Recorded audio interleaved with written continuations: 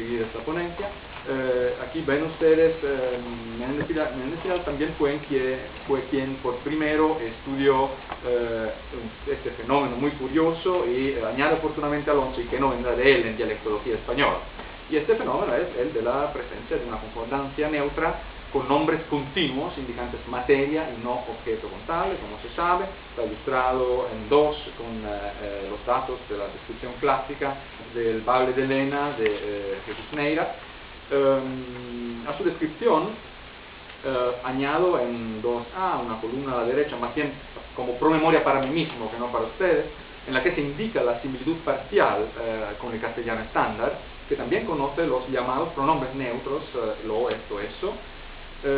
Y en el cuadro dialectal Astur, en lo que concierne este rasgo estructural, se suelen distinguir 3 tipos básicos, se leen en la bibliografía. En los Bables de Occidente hay variación fonética entre V finales sin distinción morfológica, es el número 4, la sílaba 4. Y la situación de los Bables centrales ya la identificamos con Lena, y ahora en 5A se la confronta con la situación de los Bables orientales.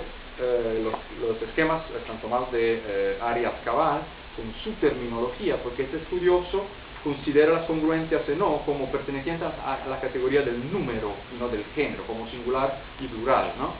Lo importante para nosotros es que en el Bable oriental la triple serie de morfemas que señalizan congruencia se ve en el pronombre, como en el centro, los datos en 2A y B, pero no en el adjetivo, que solo tiene las terminaciones U y A, y veremos que hay paralelos italianos para esta situación, en 5A y B, para las 2 situaciones.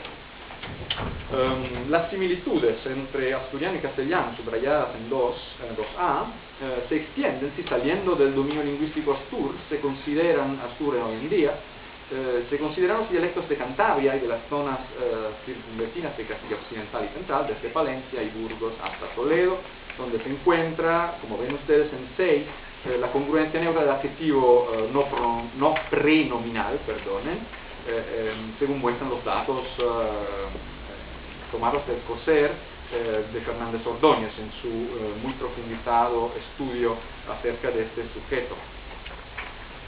También, ampliando la perspectiva en diacronía, las semejanzas entre asturiano y castellano van aumentando cada vez, porque el castellano antiguo muestra la concordancia continua, como se ve en el número 7.